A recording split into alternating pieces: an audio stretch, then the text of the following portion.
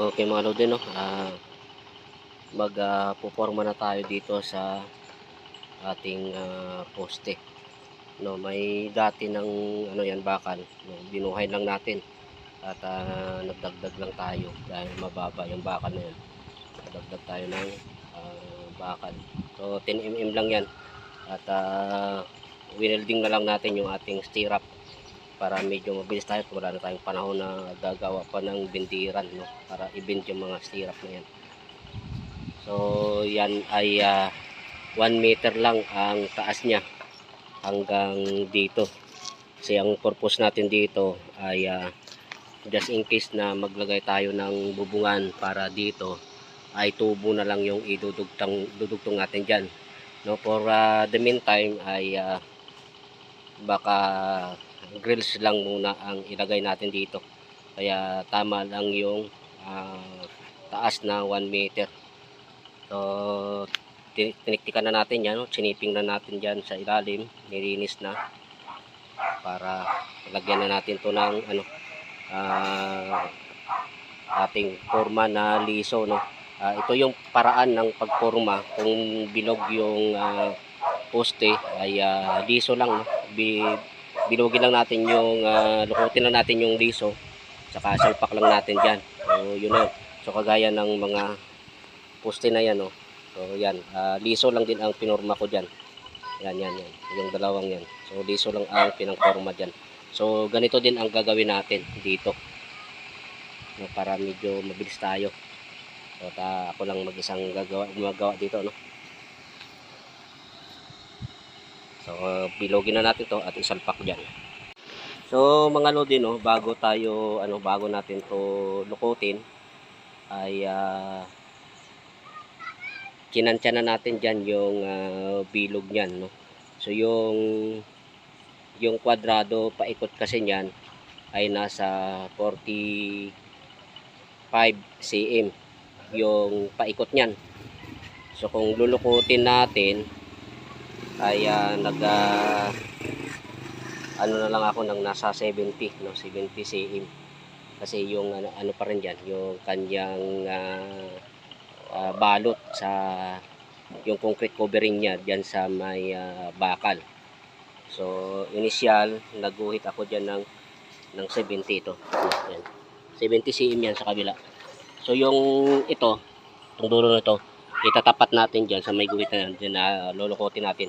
So the same din dito sa kabila, no. Kaya sinukat natin para pag nabuo natin itong haligi, nabuhusan natin ay magiging parehas yung laki, no. May yung sinusukat natin para hindi tsamba-tsamba yung trabaho natin. Okay, so ito na mga lodi, no, nakagawa na tayo ng isa, no, nailagay na natin. So yan lang, no. Alambre lang itinali natin at hindi na natin ito lalagyan ng brace dahil matigas na ito. So at yan yung nasa loob, so sakto lang, no. So, matigas na yan. So ito mga lodi, no, kaya nasabi ko na hindi na kailangan ng brace ito, hindi na ito matutumba. So tingnan nyo na kung gaano katigas ito. Yan, sobrang tigas na nito kasi naka welding yan, no, hindi siya nakatali. So ito lang kagandahan pag welding natin. Pero mga lodi, no, paalala lang, so hindi sa lahat ng pagkakataon ay maganda yung wini-welding ang bakal. So yung mga bakal kasi natin, yung kagaya nito, although na weldable naman siya, pero kung pangmalakihan na ang gagawin ninyo ay hindi na advisable na wini-welding yan. So dapat lang nakatali, no? Welding lang natin ito dahil maliit lang naman at siyempre yung ano nga natin, yung forma nga natin ay liso, no? Hindi na tayo kailangan na lagay pa tayo ng mga brace, no. Kaya winelding natin ito na, matigas na. At ito nilagyan natin ng mga stopper. Ito gaya nito. Yan to. Para pag lagay natin ng ating forma na liso ay meron siyang stopper. Pag binuhusan natin, hindi dumikit sa bakal yung ating yero. So uniform pa rin yung pagkakabalot ng ating simento sa bakal. So okay, no. So tingnan natin ulit dito. Oh, ito. So, ayan. Papansin nyo, dikit na dikit itong ating liso sa ating stopper. So, okay, no? At gagawin na ulit natin itong isa. No, ulit, no? So, sukat tayo ng 70 cm. Then, doon natin ilulukot yung ating liso para dito naman sa kabila. So, ito na mga lodi, no? Binilog na natin bago natin isalpak doon. So, sakatin na natin to. So, ayan, nasa 20.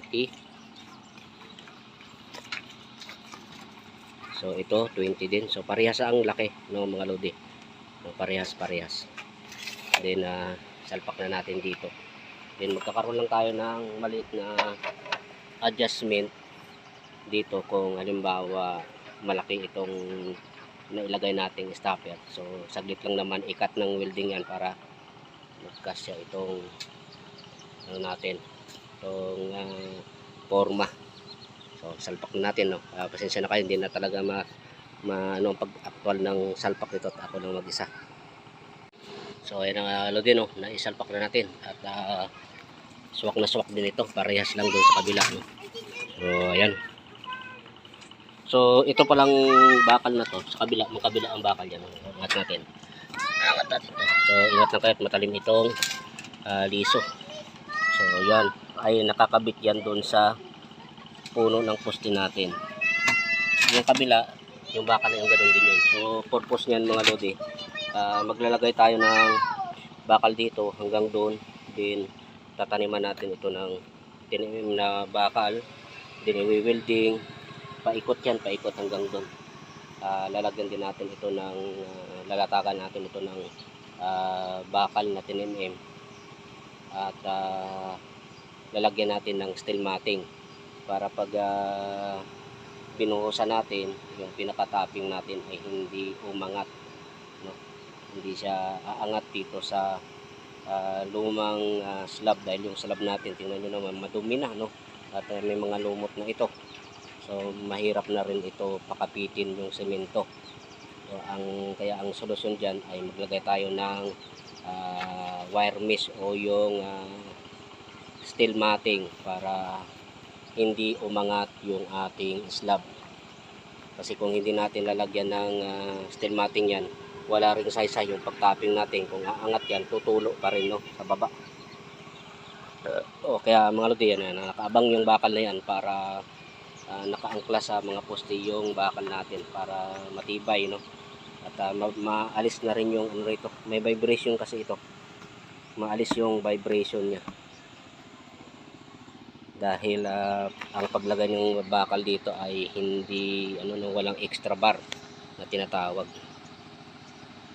Okay. So kaya na mga lodi, no, ready na para buhusan yan. So pag binuhusan natin yan ay mag-a-add tayo yung huling stirrup dito sa ibabaw. Yan yung insaktong ito yung huling stirrup niyan. Ito yung huling stirrup, ito yung insakto ng 1 meter. So pag binuhusan natin dyan, mag-additional tayo ng 5 cm dahil yung itatapping natin dito ay 5 cm itong mga kanto. Pero dito sa gitna, dahil malalim, so nasa 7 siguro o 8 cm yung kapal ng dito ng semento. Pero ito, mag-additional tayo dito ng 5 cm sa mga poste na yan para maabot pa rin natin yung insaktong 1 meter yung ibabaw ng poste. So, dahil doon din natin ikakapit na yung railing natin paikot kung sakasakali. And then pag binubungan natin sa taas ay tubo na lang idudugtong natin, and then trusses para sa bubong. Okay, maghahalo na tayo ng semento para mabuhusan na yan. So ito, hindi na natin yan hindi na natin yan ililibil bar dahil yung ating bakal ay nakatayo naman na yun, no? Nakahulog na yun. So itong ating forma ay nakadikit. So, nakadikit yan, nakadikit sa stopper natin. So wala na yang pupuntahan. So hindi na natin kailangan hulugan pa yan dahil yan automatic na nakahulog na. Yan ang kagandahan sa sa liso yung forma natin at naka-welding yung bakal natin dahil hindi na natin kailangan ng mga brace pa dyan. So mga lodino, nabuhusan na natin yan at patulong na tayo kay kay Reggie. So hindi naubos yung dyan, yung isang bag na semento. So maraming natira diyan sa isang bag. At ito yung ginagawa ni Reggie ay pinapupuskus ko yung lumot, no, dahil hindi talaga kakapit ang semento diyan. So kahit mabawasan man lang, so pinukuskus para kahit paano kumapit man lang yung itataping natin. So steel brush yung ginagamit niya na pang kutkot. At yung mga dito tinanggal na rin yung mga ribaba ng mga semento nung nagpalitada dito. So kaya medyo kailangan to linis-linisin bago nataga ng bakal.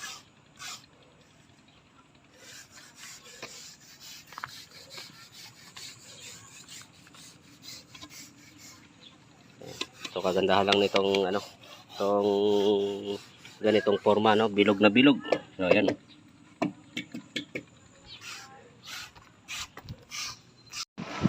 So the moment of truth, tatanggalin na natin yung forma natin at tingnan natin kung ano ang itsura niyan.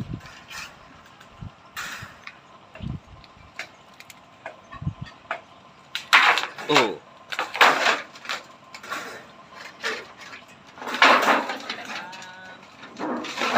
Tingnan natin. Charan. Wow. So ayan mga lodi, bilog na bilog.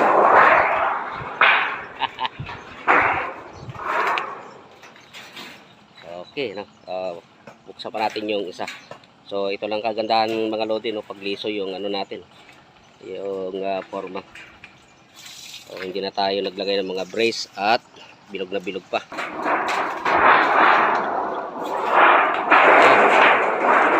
Parehas maganda. Kakadali. So ang kagandahan lang nito mga pagka ganito yung gawin natin forma, no, kahit paulit-ulit natin gamitin ito, no, walang problema. So far so good, no, walang ampaw, walang butas, no. Sabi ng mga Ilocano, kasla din patanti kasla din patanti nuang nagkinis. So okay mga lodi, no, to mag na rin kami rito, mag start na rin ng magbuhos. Tatalian mo, talian mo.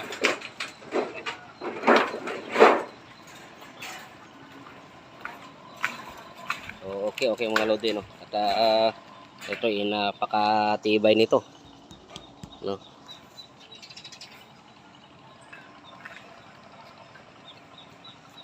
So ililigpit natin yan at magagamit pa yan sa for future na pagbubuting-tingan natin sa liso na yan. So mga lodi, no, kita nyo naman, no, bilog na bilog yung ating poste, no, at napakakinis. So sa kabila ganito din, no. So ayan, bilog na bilog din at kagandahan nito ay parehas sila ng laki. At ito'y madali nating na i-forma dahil nilukot lang yung nito, yung liso, no, kagaya nito nilukot lang ni Reggie at ililigpit na yan at sinuklob lang dyan, and then hindi na tayo gumamit ng napakaraming brace, no, dahil yung mismong natin, yung bakal ay matigas na. At siyempre dahil bilog yan, no, pagka nilagyan natin ng halo kusa na mismong tatayo yung ating forma dahil bilog nga siya, no. So bali parehas na parehas yung distribution niyang halo. Kaya pagka nalagyan na ng halo yan, wala nang mapupuntahan yan kundi tumayo siya ng diretso. So ito lang ang kagandahan din itong sobrang ano na to, sobrang bakal ay maglalagay tayo ng ano dito, ng plate. And then mag-welding tayo ng tubo na didos para sa kung sakaling magbububong tayo dito sa tiris na to. So in the meantime, abang lang yan para sa paglagay ng grills.